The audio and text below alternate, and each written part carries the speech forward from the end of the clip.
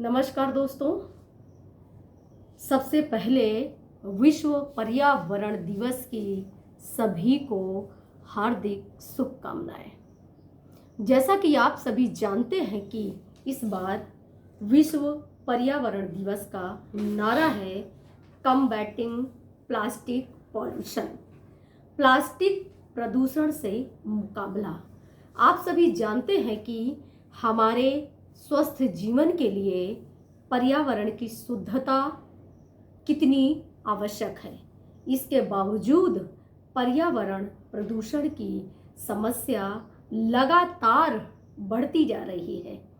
जीवन का कोई भी ऐसा भाग नहीं है जो पर्यावरण प्रदूषण से प्रभावित ना हो, चाहे वह वायु प्रदूषण हो, चाहे जल प्रदूषण हो या ध्वनि प्रदूषण है। मानव जीवन लगातार नकारात्मक रूप से प्रभावित हो रहा है। दूसरी तरफ वैश्विक ग्लोबल वार्मिंग और जलवायु परिवर्तन लगातार बढ़ता जा रहा है। इससे बहुत सारे देशों में लोगों के जीवन पर नकारात्मक प्रभाव पड़ रहा है। तापमान लगातार बढ़ रहा है। आंधी, तूफान, सुनामी, अप्रत्याशित वर्षा, भूकंप जैसी घटनाएं निरंतर हो रही हैं। इन सभी का कहीं ना कहीं पर्यावरण प्रदूषण से संबंध है। इसकी वजह से मानव जीवन का अस्तित्व ही खतरे में पड़ गया है। इस खतरे से निपटने के लिए वैश्विक स्तर पर 1972 में संयुक्त राष्ट्र के तत्वाधान में पहली बार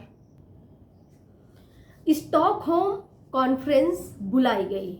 यह मीटिंग मानव पर संयुक्त राष्ट्र संघ का पहला अंतर्राष्ट्रीय सम्मेलन और प्रयास था।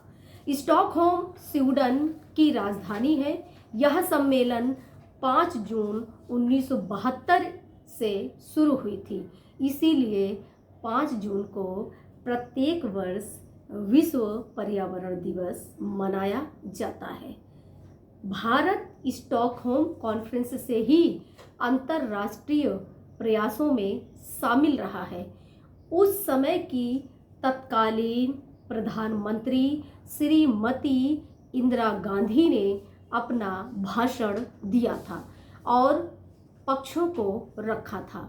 भारत के संविधान में पर्यावरण संरक्षण करने के लिए सरकार को आदेश दिया गया है एवं भारत के नागरिकों को मौलिक कर्तव्य के रूप में पर्यावरण के प्रति अपने कर्तव्यों का निर्वहन करने का निर्देश भी दिया गया है। यह हम सब देशवासियों का नैतिक कर्तव्य है कि हम सभी पर्यावरण संरक्षण एवं बचाव के कर्तव्यों का पालन सुनिश्चित करें। भारत में कानूनों की कमी नहीं है। एकीकृत कानून के रूप में पर्यावरण संरक्षण अधिनियम 1986 लागू किया गया है।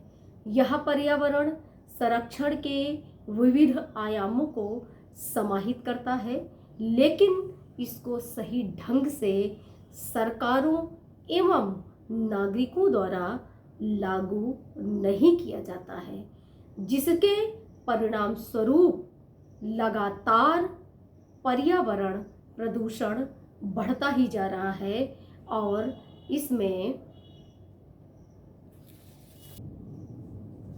एवं मानव जीवन के विभिन्न पहलुओं पर नकारात्मक प्रभाव पड़ रहा है।